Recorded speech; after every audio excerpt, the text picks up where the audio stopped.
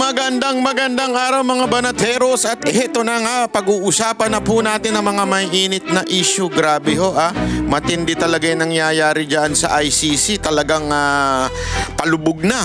Baka talagang eventually makalaya na si Pangulong Duterte dahil alam nyo, itong kinakaharap ng ICC ay talaga nga namang malupit.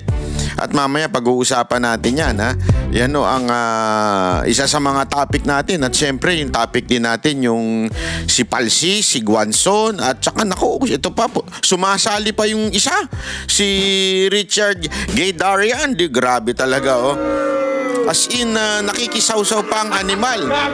Pero meron din pang matinding labanan. Alam nyo na, yung kay Kiko Barsaga. Yun ang gusto kong mangyari. Pero alam nyo ba mga kababayan, mukhang absuelto na si Romualdez. Naku po, patay tayo dyan. Gago! Absuelto? Bakit? Banat ba? Akala ko ba siya ay makukulong na? Sabi nung ang Secretary Dizon, sabing gano'n.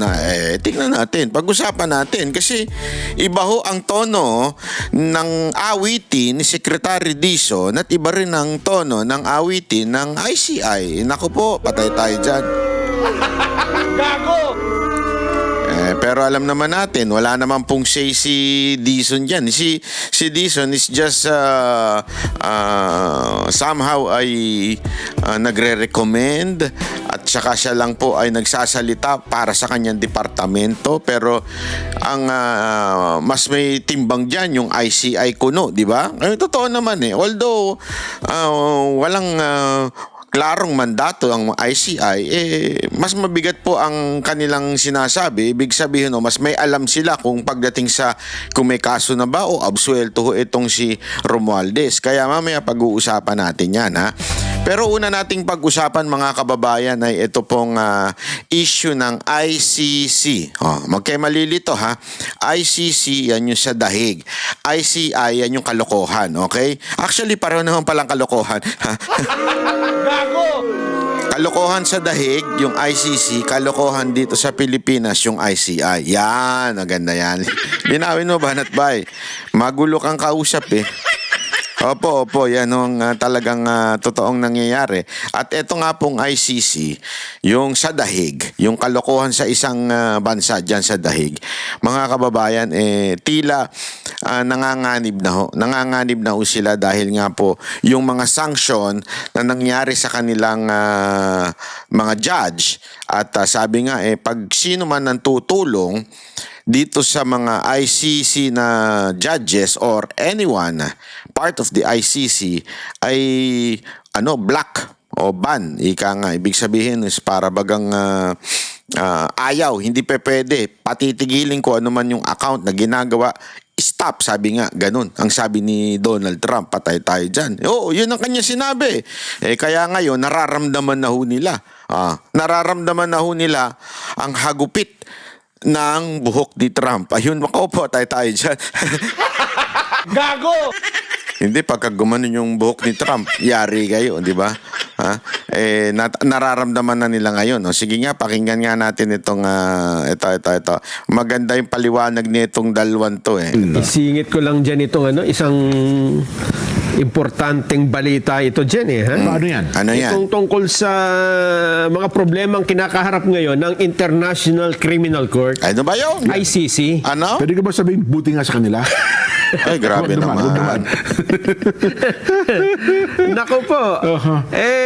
Ang latest na mga problema nila, ang dami nagwi-withdraw member state. Di ba, pinakahuli daw, Venezuela. Oh. Pero sa taong ito, alam mo ba kung aling-aling mga bansa na ang nag-withdraw? Bukod dyan sa Venezuela na nitong nakaraang linggo ata ay bumoto, nagbotohan yung mga mambabatas nila at ang boto nila ay kumalas na sa ICC, International Criminal Court. Nako, may isang bansa na naman na kumalas sa ICC dahil sinasabi ng bansa na yun, wala kayong kwenta mga ina nyo. Ganun. Oo, kasi itong ICC, ito'y matapang lang, galing-galingan lang doon sa mga inaaping medyo racist to talaga itong ICC na to. Yung mga nasa sa mga third world country, yun lang ang kinakaya-kaya nila eh. The rest hindi ho nila kaya panagutin. Ibig sabihin, hindi talaga kalokohan. Isang katarantaduhan na korte ito. Ganon. Bukod dyan, nako, ang eto mga bansang ito, yung iba dito hindi natin masyadong kilalang bansa eh. Bansang Mali. Mali. Ayan, Ako tawag- ha? Mali, yes. Yan yung Malibog. Ayun. Maraming may nagkakaanak dyan sa Mali. Ang Meron nanonood dyan. wala, hindi ito sa San Mateo, ha? Mali. Yung MLY yun, MALY, Mali. Hindi, no? Ito pala yung apat na bansa ito dyan na kumalas. Kung Ganon. tawagan ni Sahel Black. Isang bloke sila eh. Ha? South African area yan, di ba? Oo. South Africa nga ito. Mali, Burkina, Faso, at Niger. Burkina Faso. Alam mo, magaling yung niyan, yung bagong presidente niyan. I-google nyo. Grabe ho, hindi ho nagpapaapi sa puti yan.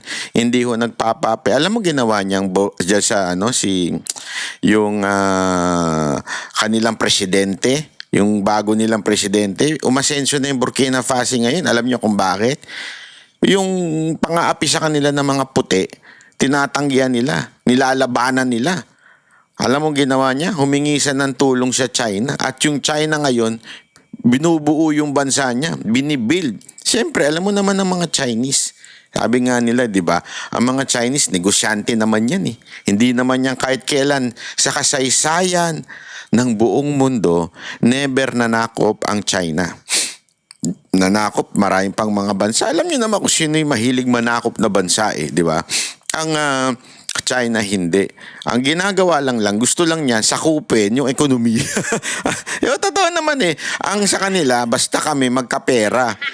Yan talaga ugali ng mga Chinese businessman. Talagang aagawin sa yung negosyo. Yun ang kanila eh. Siyempre, kung ikaw nga naman, makikipagnegosyo ka sa China, ang bilis nilang gumawa. Kaya nga ngayon, ladies and gentlemen, kahit i-google nyo pa, huwag kayong maniwala sa akin. I-google ninyo kung gaano ka-asenso ang China ngayon. Grabe ang technology nila. I-google ninyo. Manood kayo sa YouTube. Makikita nyo talaga. Sana nga makapunta tayo dun someday. Salamat sa SMNI at kay Pastor na malay mo magkaroon tayo ng assignment dun. Di ba? Na tignan ang China at panoorin kung paano umaasenso yung kanilang bayan ng mabilis. Na talagang, alam mo, dati, sabi ko nga sa inyo, bago ko na-discover, I'm not saying na ako'y nakadiscover ang Japan. I mean, bago ko nalaman na maganda pala dito sa Japan, ang lagi kong pinupuntahan nun, Hong Kong. Tapos nitong huli, nung pumunta si Pangulong Duterte at pumunta kami, ang laki ng pagbabago ng Hong Kong. At lalong-lalo na yung Macau, nung pinapunta kami doon, ang SMNI. Maraming salamat, SMNI. Salamat, Pastor. Hindi totoo. Doon pa lang, paano pa yung pinaka-main city nila? Ganon ka-asenso. Ngayon, etong presidente niya yan sa Burkina Faso. Paso ba yun? Paso, basta. Iyan ang hininga ng tulong, yung China. At ang gaganda na ng ginagawa nila ngayon. Yung style ng Amerika at ng ibang bansa, tinatanggihan nila. Nilalabanan nga nila. Dahil, palugi kasi alam mo, ang Western world, pag yan ay tumulong, pakabig. Etong China, basta bayaran mo lang kami. Basta yung negosyo sa amin. Hindi kami mananakop sa inyo. Negosyo lang ang kailangan namin. Kaya nga tingnan mo yung sa Davao City, di ba? Ang ganda nung pagkagawa doon. Ang bilis na nagawa. China yun, di ba? Ganun eh. Kasi tayo lang, nadumihan na yung isip natin na pag China, parang low quality yan. Pero di natin alam, yung Apple mismo, lumipat na nga sa kanila. Kahit nga yung mga designer bag, doon na ginagawa. Alam nyo ba yun?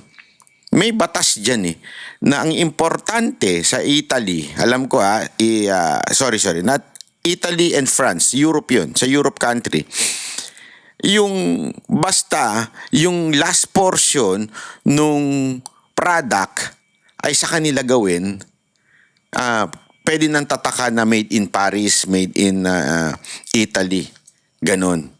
Pero in reality, ginawa sa China, tapos yung finishing na lang ang ginagawa sa mga European countries. Tapos tatatakan ng Louis Vuitton, gano'n, ng Dior, Versace, mga gayaan, di ba? Yan, gano'n. Ibig sabihin, talagang pagdating sa ekonomiya, lumakas at yung manpower ng China, matindi ho. At ngayon, itong mga bansa na ito pumalag na sa pananakop ng Western world. And one of it is ICC. Sinabi nilang wala na kayong karapatan sa amin. Tayo, mga Pilipino, tang-inang yan. Sorry totoo naman bakit? Hindi tayo membro niyang hayop na yan. Hindi tayo membro niyan. And yet, ibinigay natin ang pinakamagaling at pinakamatinong presidente na nagkaroon sa Pilipinas. Ganon kagago ang presidente natin ngayon. Walang biro ho. Diretsuhan na. Ganon kagago ang ating presidente ngayon. Binigay ang kalahi natin, yung kababayan niya, sa ibang lahi. Imaginin mo, hindi na kailangan manakop nung lahi na yun. Ibibigay na lang. Which is, again, we have a court. Meron tayong korte. Una, judicial system natin gumagana. Pangalawa, hindi na tayo membro ng ICC. How come nagpasakop tayo by giving it to them? As a matter of fact, sampal ito sa ating korte sa Pilipinas. Sampal po talaga yan. And I hope our court will realize that. Kasi sampal po yun mga kababayan. Para mo, bakit may bibigay dyan? Meron naman tayong judges dito at kaya namang usigin. Wala naman sa kapangyarihan ng Pangulong Duterte. Bakit doon? Ito tandaan ninyo, yung immunity na tinatawag sa presidente, yan ay during sa kanyang term lang. Bakit? Kasi nga para hindi siya istorbohin sa trabaho. Kasi iistorbohin mo yan kung kakasuhan mo ng kakasuhan. Imaginein mo, maistorbo yan. Pero after that, hindi na po immune ang presidente. Ibig sabihin, pwede naman usigin dito sa Pilipinas si Pangulong Duterte, pero sobra lang talaga ang ating pong, ewan ko kung katangahan po ba yun o yung ating pag-iisip na colonial mentality na sinasakop tayo. Hindi natin kayang mag-persecute ng isang tao. Ganon Parang ganon ang ginawa ng Pilipinas. Pero ito mga bansa na ito, tumayo. Ayaw na namin sa inyo. Huwag nyo nang kaming pakikialaman. Yan ang sinasabi nila. Jointly announced their withdrawal from the ICC in September 2025. Naku po. Oo. Kasi, ang sabi ng mga bansang ito, bias ang ICC. Nako. Dahil yung kanilang mga leader doon, ang leader nila sa mga bansa na ito, mga military ay inaakusahan ng ICC ng neo-colonialism. Nako. Ayun. So parang kinakasuhan na rin ng ICC. Ang Hungary, Naku po. Yung laging gutom yan. nag-announce din ng withdrawal noon pang June 2025 at magte-take effect June 2026. Nako. Dami. Sa kabuan ngayon, ilang bansa na lang kasapi ng dyan. Pabawas na Rome pabawas. Statute na ito. Oo. Pati mga malalaking bansa, di ba, nag-aalisa na rin dyan Ito ang problema ngayon. Ano yun? Sa mga pag-aalisa ng mga miyembro, ito ang masaklap. Ano yan? Ano nangyari sa kanila? Nako, ito pong in-announce na sanction ni US President Donald Trump sa ICC ay nararamdaman na ng mga Yan. ICC Yo. judges. Nako po. Sa isang panayam, sa Yari. isang judge, ano pangalan nito? Wala na raw silang 13 months. Ito si Oo. Judge Luz del Carmen Ibanez Carranza. Isang Si Carranza, di ba? Attorney sa atin yan? Si Attorney Carranza? hindi Hindi. taga Peru ito. Ano yung yata. kapatid ni Christy Fermin? Hindi nyo ba alam yun? Pero lang po. Gago! Tatalay. Siya. Yan, nasa picture. Nasa video. Ano pangalan yan? Luz del Carmen Si Oo. Judge Luz. Ibanez Oo. Carranza. Oo. Alam mo ba ang kanyang problema ngayon? Ha? Ano doon sabi niya? Yung kanyang mga hindi siya maka-order sa online platform. Yan ang sinasabi ko sa Sabi inyo. niya, ako, order pa naman ng mga parcel. Kaya pala walang dumadating na parcel sa akin. Sa Lazada ka umorder, ha? Para Gago! mas lalo kang i-block dun. Ay sinuspindi yung mga credit card ko. So part ng sanctions yun sa kanila. Oh, basta nasa kapangyarihan o nasa power ka, jurisdiction ka ng American government, halimbawa, bangko ka. Oo. Ang opisina mo meron sa European Union, di ba? Sa Europe kanila, di ba? lalo Europe, tapos meron pa sa Amerika. Oo. Siya sabihan ka nung lahat ng ito yung mga pangalan ng judges, ha? Pag tanggalin nyo ito, i-freeze nyo ang kanilang mga bank account. So wala silang mga transactions ngayon. Part ng sanctions sa kanila yun? Oo. Kaya pala sabi ko, wala silang 13-month. Wala at hindi sila makapag-travel kung saan-saan. O yan. Hindi sila makaalis. Yan ang sinasabi ko sa Pati inyo yung mga ngayon. negosyong sumusuporta sa ICC. Nako. Kasi nga tinigil na di ba? Binabalaan ni Trump yung mga Oo. nagbibigay ng suporta sa kanila Lalo na ngayon at ipinipilit kasi nila dyan na arestuhin nila si Benjamin Netanyahu ng Israel. ng Nako. Israel. Nako. Lalong nag-iingit ngayon si Trump. May panibagong banta sa kanila. Oho. Bukod dyan ngayon pala ay ramdam na nila yung sanction na yon. Hindi lang sila, pati kamag-anak nila dyan.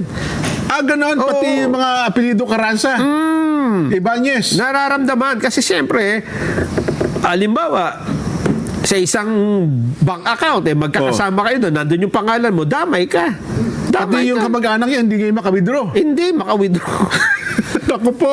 Yari sila Sabi dun. ko sa inyo. Patay. Akala nyo kasi kayo lang ang makapangyarihan. Ayaw. Meron pa yung pinakahuli, di ba? Ito yung kay Meron Trump. pa. Yung kay Vladimir Putin. Yung sa Russia naman yan. Yung hindi lang para arrest warrant ang ibinigay doon dyan, sentensya na. Nako. Ha? Ano sentensya? Sinentensyahan ng Moscow Court ang ICC prosecutor na si Karim Khan Ako yan, matindi ang karim ka na yan. at ang 8 pang ICC judges Oh. na makulong ng 15 taon. Nako, sila. Nako, Sila pa mabuti ang yan. kukulong Maganda ngayon. yan. 15 years kasi pinapakulong nila si Vladimir Putin Oo. sabi niya ng Russia, teka, anong kapangyarihan niyo para ipakulong ang presidente namin? Nag-hearing ngayon sa Moscow. Oo. Ayun. Hearing in In absentia. absentia. May kaso sila ngayon sa Moscow. Ngayon, Jen, hindi sila maka-travel sa mga bansa na malamang may Russian authority.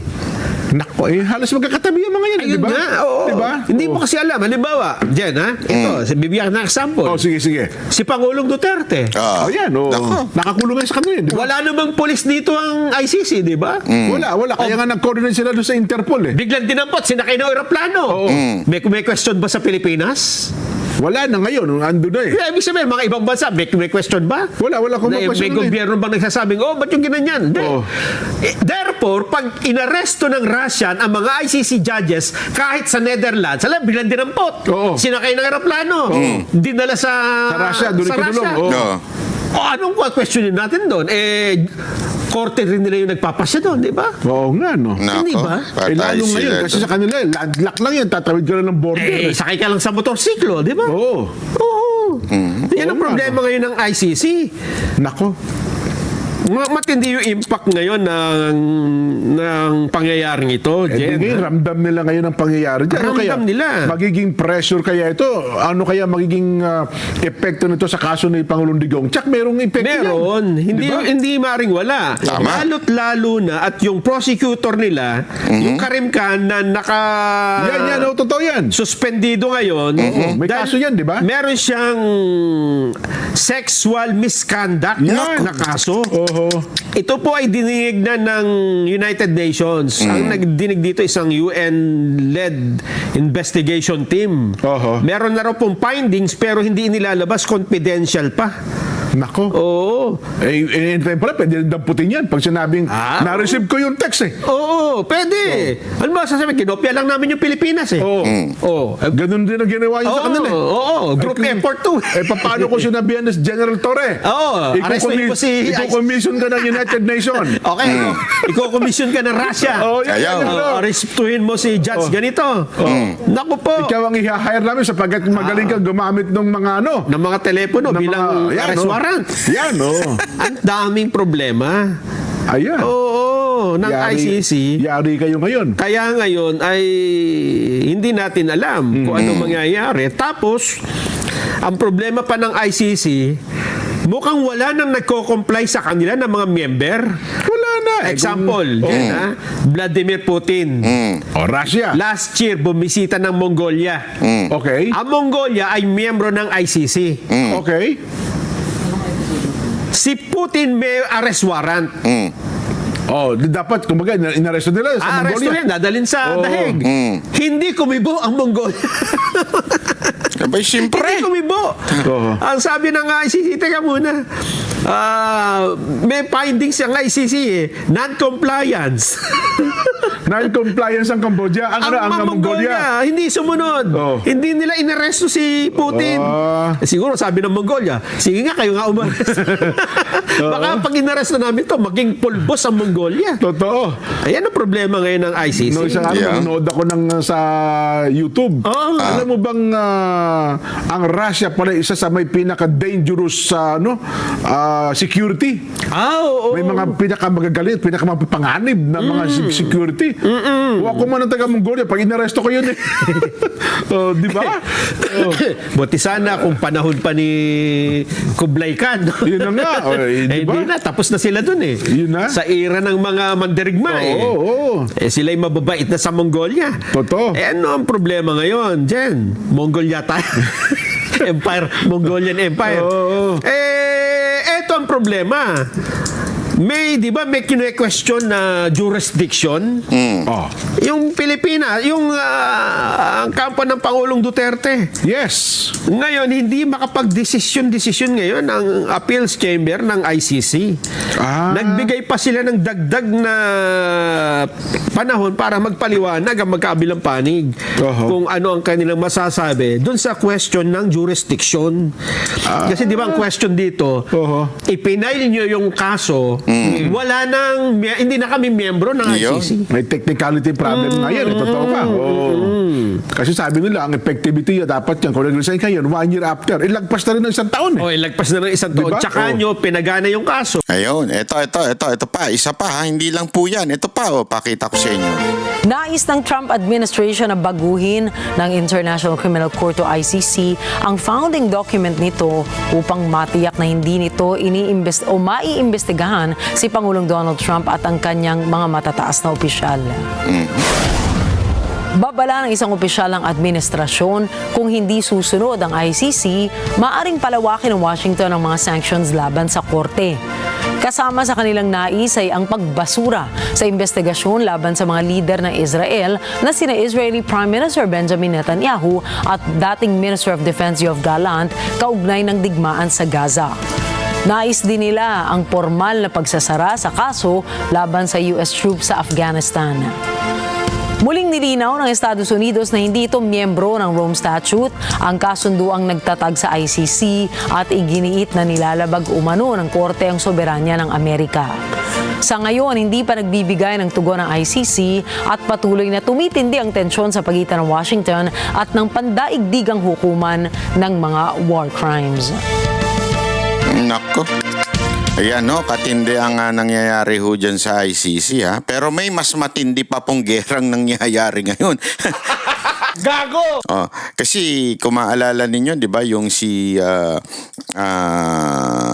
Palsis at saka si Attorney Rowena, mamaya may ipi-play akong video na makikita ninyo yung nangyayari ho doon sa dalawa, yung labanan nila, tapos nakikisawsaw ngayon si Hedarian, ha? Binidyo ko po yan habang nasa labas po ako, panoorin nyo, nasa bandang dulo ng video na ito. Napakaganda ho ng aking paliwanag at banat ho dyan kay Palsis, kay Hedarian, at kay Attorney Rowena.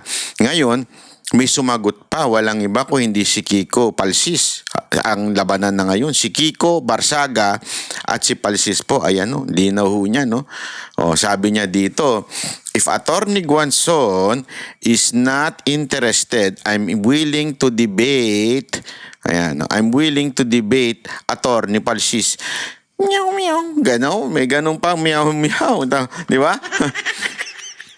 Yan ang sabi niya.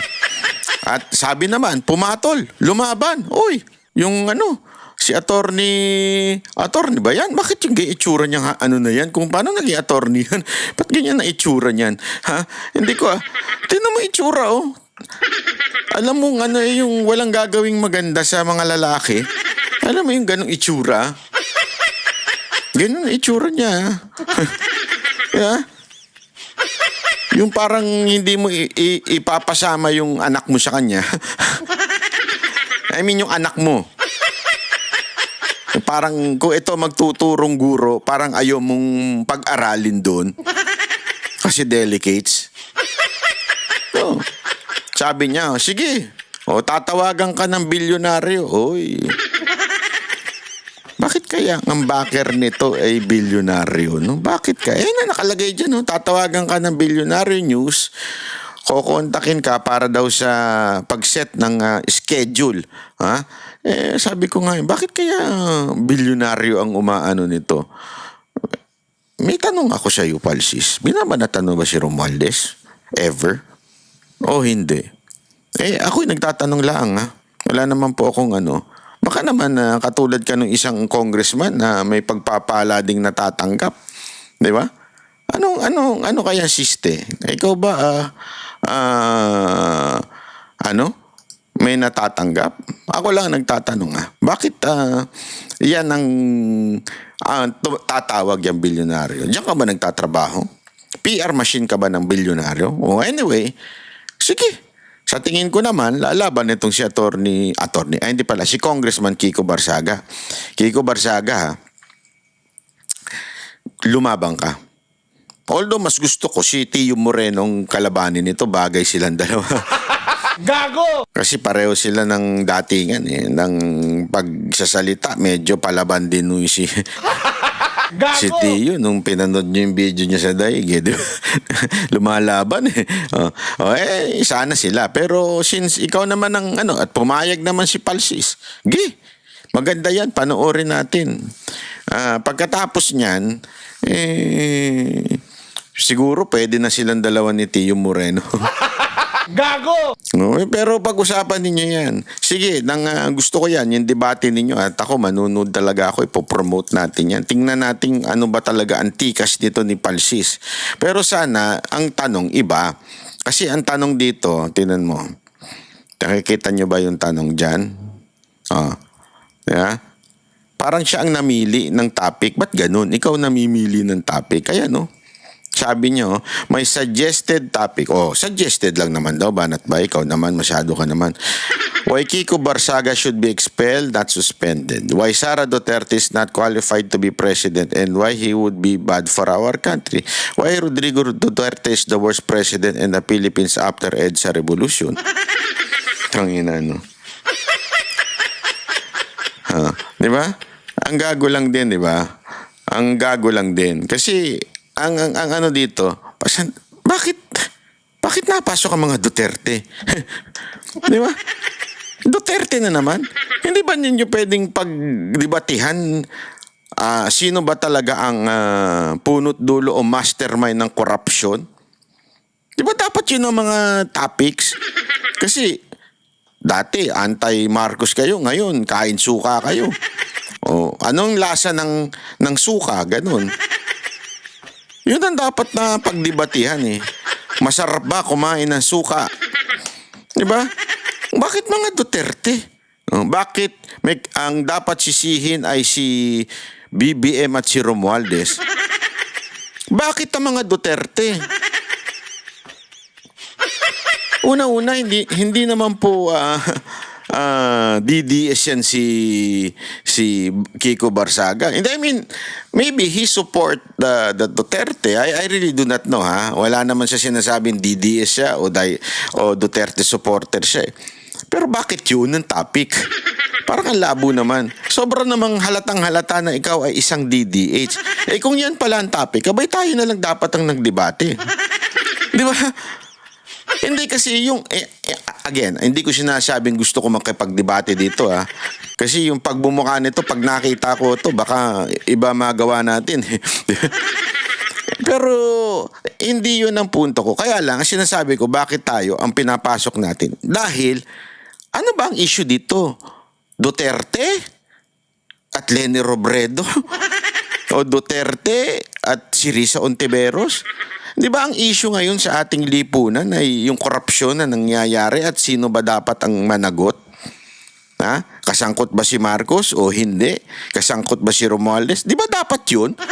Bakit yan? Napapaghalataan siya. Di ba?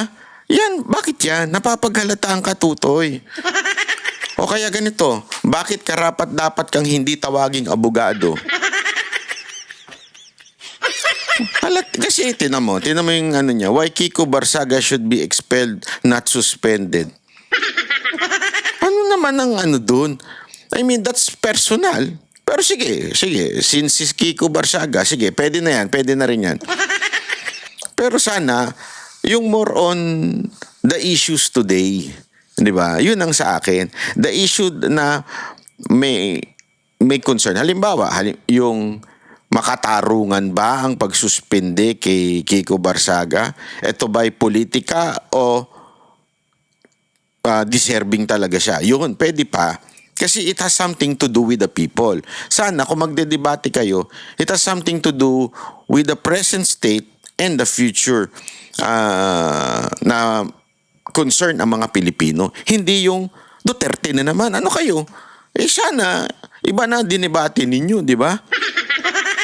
Sana iba na. Hindi, sana Duterte supporter o Duterte diehard supporter ang dinidebate mo kung yan ang topic mo. Ano ba? Diyan pa lang, halatang tanga ka na eh. Hindi, di ba ho? I mean, sige. Diyan pa lang ho, halatang may utak ba to? Ba't ganyan yung pag gano'n niya ng pagpili niya o pag-suggest niya ng topic? Di ba? Ewan ko sa akin lang, hindi sana. Hindi, pwede sige pag-usapan mo, dapat ba talaga masuspende o politika lang yung nangyari? Ganun. Yun ang mga hindi Duterte. Ay nako. Eto pa, may matindi pang topic tungkol dyan. Panoorin nyo ho itong video susunod ko na ipi-play ha. Kasi matindi ho ito. Ito ho'y malalim na pagtatalakay at pag-iisip patungkol ho sa awayan ni Atty. Rowena Guanzon, si Richard Heydarian at si Palsis. Okay? Panoorin po natin ito ha. Wag ho kayong kukurap kasi maganda ho ito eh. Pasok. Magandang araw mga banateros at ito na nga pag-usapan lang natin mga kababayan yung mga bagong issue ngayon na talaga namang mas matindi pa dahil sa issue ng budget sa BICAM. Ito, malupit na gera ito. Gera ng mga personalidad sa social media. Alam naman po natin, di ba, ngayon ay matinding hong topic lagi si Atty. Rowena Guanzon. Katunayan, napanood ko nga yung mga ilang pong mga commentator, political analyst na ini-interview ng TV5, ng One News.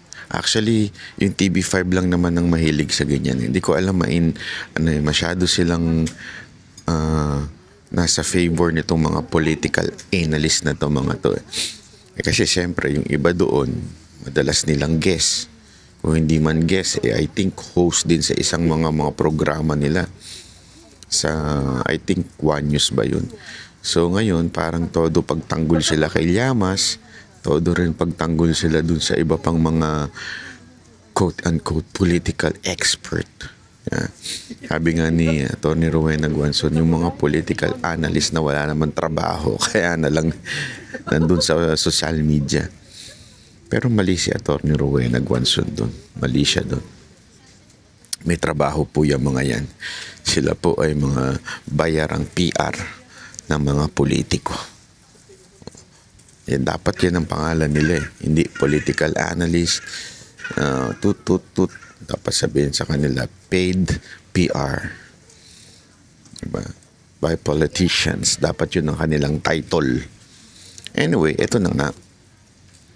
Itong, alam naman natin, di ba, nagsimula yan yung nagkaroon ng konting issue si Atty. Rowena Guanzon dun sa mall. Inapi siya ng isang Chinese doon at nagsisisigaw siya, nagtatalak siya doon.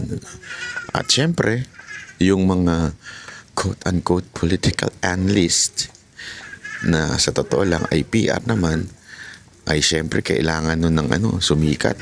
Pag sumikat sila, dadami kliyente nila. O, halimbawa, itong si Palsis. Si Palsis, biglang ko ano-anong kinumento rin kay Atty. Rowena Guanzon. At syempre, ito naman si Atty. Rowena Guanzon. Ang daming binitawan na banat dito kay Palsis. So, ito naman si Palsis, naghamon pa. Naghamon siya ng debate. Ang lakas ng loob nun, tumbayot na ito, no? Ang lakas ng loob. Hindi, kasi totoo naman. No match. Pagdating na lang sa mga inabot ni Atty. Rowena, naging mayor, congressman, COMELEC, commissioner. Dami pa eh. Tapos,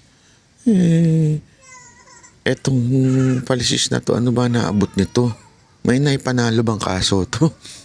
Ang pagkatanda ko pa nga, napagalitan po nung Supreme Court dahil sa hindi nagsuot ng maayos nung umaten ng court hearing sa Supreme Court eh.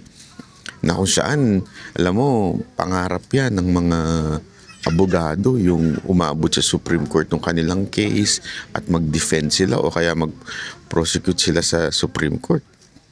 Ito si Palsis, ang pagkatanda ko napagalitan pa ito eh. Yan po ang accomplishment niyang bayot na yan.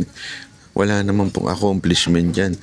Aside from tumalak sa social media at maging PR ng mga politiko, wala naman ho ata itong ipinanalo. Diba? Wala akong accomplishment, ika nga. Pero ang lakas ng loob, maghamon ng debate. At sabi niya, kesyo kailangan daw may bodyguard pa. Anak ng wewe, oo. Atty. Palsis, ako may tanong sa'yo, bakit gusto mo may bodyguard? Yung bodyguard mo ba, gwapo? Malaki katawan? Anong gusto mo? Ba't may daladala ka pang bodyguard? Huwag mo naman dalhin yung kapritsyohan mo dyan. Kailangan may daladala pang bodyguard. Bihira ka, oo. Itong sabi niya, ito yung kanyang basahin natin, ha. Kasi natawa ako, eh. Ang dami niya sinasabi. Tapos sabi niya, pag hindi ka umattend ng debate, ibig sabihin, wala ka pala. Parang mahina ka nila lang. Ginanon-ganon niya pa si Palsis. Ay, si Atty. Rowena Guanzon. Sabi naman ni Atty. Rowena Guanzon, hindi kita papatulan. Gusto mo lang umangat. Gusto mo lang masabi na ikaw ay ipagmalaki at isama sa iyong credential para pag naganap ka ng kliyenteng politiko, ikaw ay may magagamit. Di ba? Dinibate ko si Atty. Rowena Guanzon. At wala ka naman pakialam kahit magmukha kang tanga eh. Kasi, ang importante sa'yo, makadebate lang at sumikat ka lang. Siyempre, sisikat ka. Hindi ka nga kilala. Ang may kakilala lang sa'yo, mga kakampwet mo, mga kasamahan mo. Yun lang. Pero sa masang Pilipino, you are not a household name. That's the truth. and take it. It hurts pero take it. Hindi ka namang kilala ng mga masang Pilipino. May kakilala lang sa'yo, mga kakampwet. Iilan lang kayo. Sabi pa niya dito, ito, ilabas ng bilyonaryo. Wait lang, pakita natin. Mamaya ko ano yung mapakita natin dito. Sabi niya dito, schedule debate challenge. Sorry po, Madam Perfume and most hygienic Comelec Commissioner. May panglalait pa. And ever the email defic wannabe Miriam Defensor, secondary trying hard, copycat vlogger Rowena Guanzo. Halatang kabayutan yung mga lingwahe nito. Sorry po, puro hanggang ad hominem ang non-sequitur lang po kayo. But sabi nyo nga, okay ka sa debate. My bosses at Billionaire News Challenge are contacting you. O kita mo na, boss mo daw. Will hopefully set a debate on their show Abogado, hosted and moderated by Attorney Karen Jimeno and Attorney Mike Toledo. Or Political Talks, hosted by Marichu Villanueva or Rufa May Quinto. Pili kayo ng date. January 1, 8, 15, and 22, Thursday sa Abogado. Or January 2, na may paganyan yan. Siya nagbigay ng schedule. Abay, pambihirang nila lang to. Para ka palang si Torre, no? Tapos pag hindi sumipot, sasabihin mo, duwag si Atty. Ruhen. Ikaw ang nagbigay ng schedule, animal ka.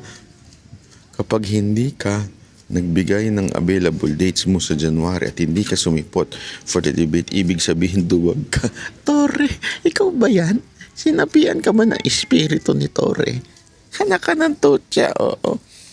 You can choose and set one topic. I will choose and set one topic. Why Sara Duterte is not presidential material. And then BNC can set one topic. Game ha, pag umatras ka, duwag ka. Kapal na mukha mo. Alam mo, yung katsipan mo, itigil-tigil mo na.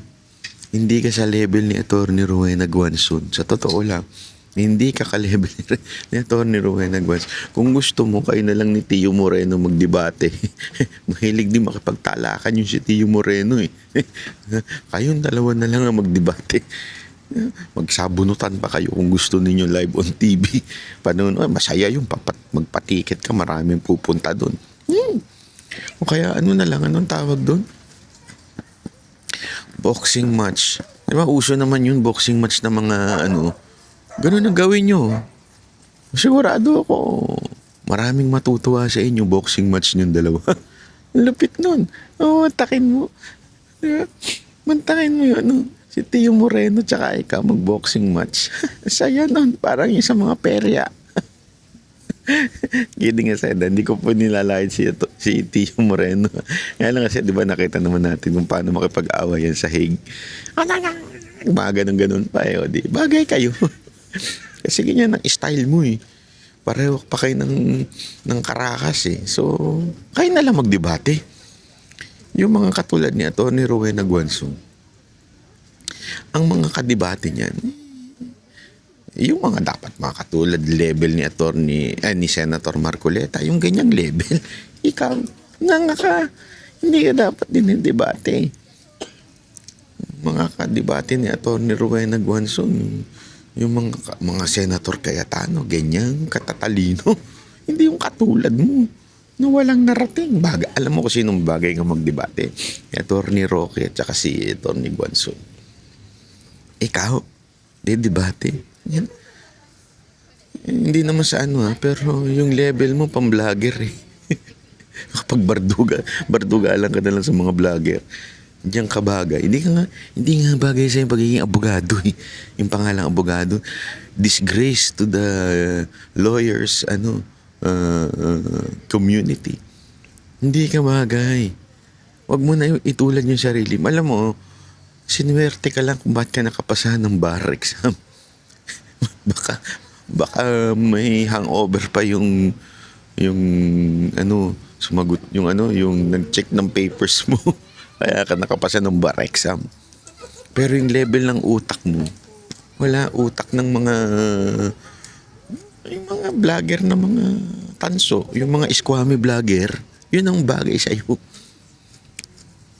Kung ako sa'yo, makipagdebate ka na lang doon sa bahit ng Canada. Pag-awayan nyo kung sino mas sip-sip sa inyo kay Marcos, ikaw o siya. Yeah? Kaya pag-awayan ninyo sino mas fake news, ikaw o siya. Yun na lang ang pagdebatehan mo yung bahit ng Canada. Huwag mo nang idamay si Atty. Gonzon. Wala kang bilang, Brad. Ay, sis, wala kang bilang. Totoo, wala kang bilang. Alam mo, sa tindi ng, ng labanan nila. Kasi labanan ng mga PR yan eh.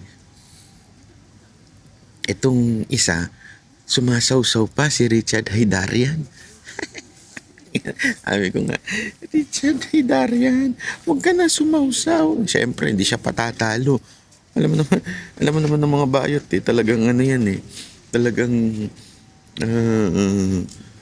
alam mo yun, may pagka-insecurity dating eh.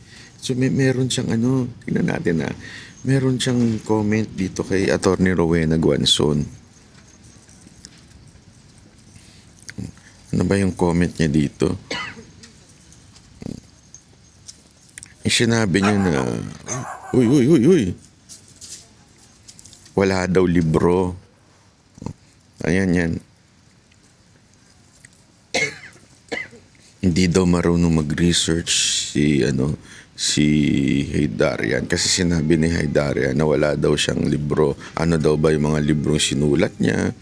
Mga ganyan-ganyan. Ayan, nasabi nito ni Richard Eda, anong libro? Saan tabi-tabing na-publish mga yan? Saan daw tabi-tabi? Sabihin kung saan daw ba na-publish yung mga yan? What top university you have taught at or been invited to deliver lectures? Ayun na naman sa isa pa to, feeling mo, tangin na mga to, nung pupal eh. Feeling mga matatalino. May Google Scholar ka ba at all legal scholarity work citation? Buti pa si Harry Roque, medyo may say sa legal scholarship. Kasi yung sinabi ni Richard Haydarian yun yung shinare niya yung post ni Rowena Guanzon na nag-mayor na ako, commissioner ng COMELEC, COA, may Harvard degree, tagal ko na din nagpa-practice, nagtuturo ng batas, maraming nasulat na libro. So, ang sagot ni Richard, anong libro yan? Saan mo binibenta yan? Mga ganun. Tapos ayan, nagpakita ngayon si Rowena Guanzon ng mga libro na sinulat niya. Anti-violence, anti-sexual, the local government, the BIDE, tapos the government auditing, ayan. The local government code, ayan, author siya. Ang dami.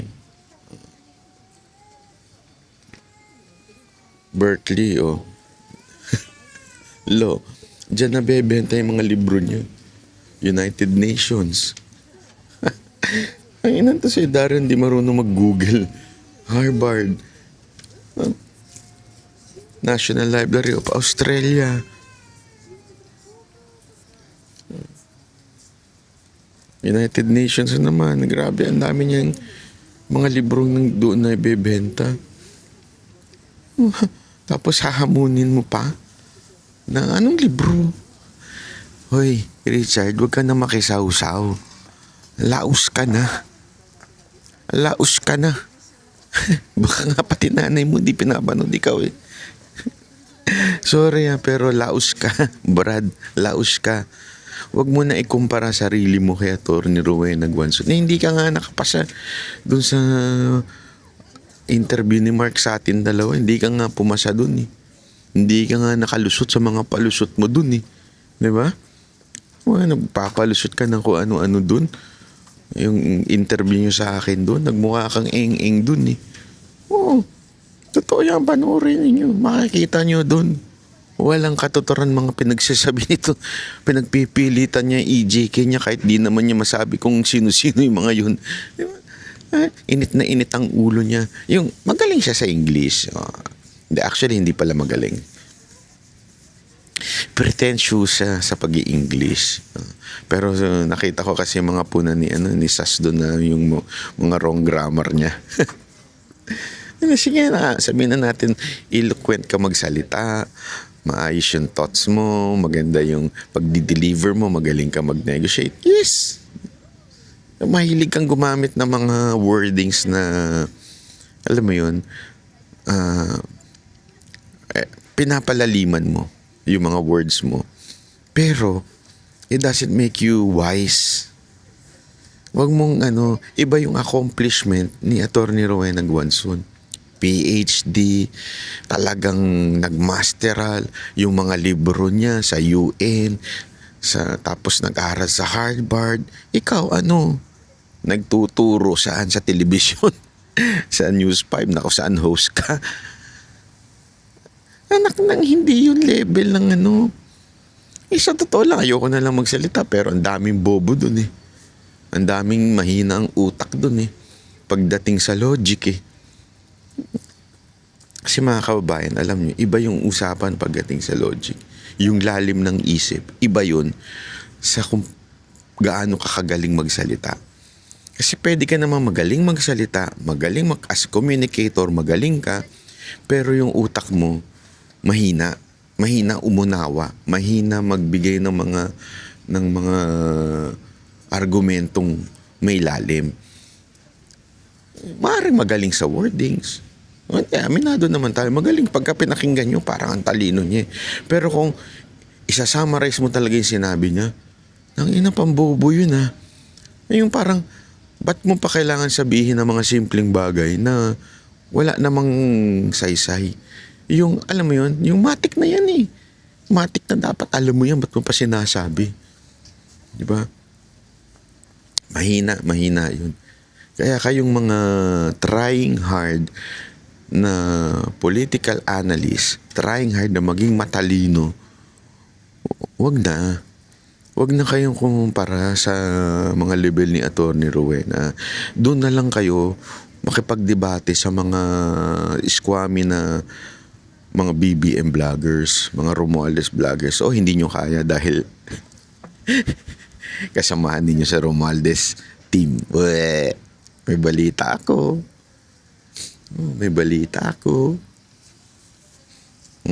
Bakit hindi ninyo mabanatan si Romualdez? May isama nyo na dyan si Kristan. Bakit hindi nyo mabanatan at pinupuri nyo si Romualdez sa kalagitnaan ng antindi ng investigasyon na lumalabas ang pangalan ni Romualdez? Kahit ito si Richard huling-huli ko yung yung mga in fairness to BBM, you have doing your job, mga ganun ka. Uy, tutoy, alam ko yung style mo na yan. Alam ko yung style mong ganyan. Huwag ka nang magmagaling sa ganyang klase ng style. Hindi papasayahan sa akin yung mga in fairness to BBM. Putang ina shit. Wala. Alam mo, tumbukin nyo na kung talagang tutumbukin nyo. Tang ina, mas hate nyo pa ganito nila ka-hate si BP Sara Duterte. Sobrang hate nila si BP Sara Duterte. Sobra talaga, as in sagad. To the point na ang dating in love sila kay BBM. Ganon ang comparison sa layo. Pero alam naman natin na walang ibang mastermind ng kaguluhan dyan sa budget kung hindi ang presidente. Sa kanya nagsimula, sa kanya nagtapos. Kahit ba sabihin natin binago, nagkaroon ng sobrang dami insertion, kung hindi naman niya pinirmahan sa ending, walang korupsyon na mangyayari. Pinirmahan niya eh. Ang pinagtatalunan na nga lang datin dito, kung siya ba talaga ang architect nung katiwalian na yun, o talagang bangag lang siya, tumirma-pirma lang siya basta-basta. Kasi na sinabi ng kapatid niya, di ba? Na hindi niya na-control yung mga desisyon niya. Bakit hindi niyo mapuna si Romualdez na nagtatago na ba ngayon? Na hindi na din daw pumapasok? O shoutout kay Congressman Eli Fernando, San Fernando. Hanap ka ng hanap kay Bato, hindi mo naman hinahanap si Romualdez. Ano nangyari sa'yo, bata? Kasi mula mo pa lang sa kamera, bulok ka na kagad. Mahiya ka naman. Hanap ka ng hanap kay Bato. Hanapin mo na si Romualdez. O, bakit? May pagpapala ka ba dahil magpapasko na? Sana all. Sana all, merong pagpapala. Ikaw talaga, oo. Hindi, anyway, alam na natin mga karakas ng mga to. So, sa mga susunod pa nating video, pag-usapan natin yan. At sana, talagang lumabas kung ano talaga ang mga kulay nito, mga kakampwet na to. Eto ngayon, lumalabas na eh. Lumalabas na they are really for PR. Talagang sila ho ay yan ang kanilang nais mangyari, yung PR. Tumaas ang kanilang talent fee ba? Tumaas ang kanilang price. We do not know. Ayos kayo, no? Mga bata. Obvious na obvious ang galawan nyo. Ako po si Banat Bay. Laban sa kurap at sinungaling. Para sa bayan hanggang dulo.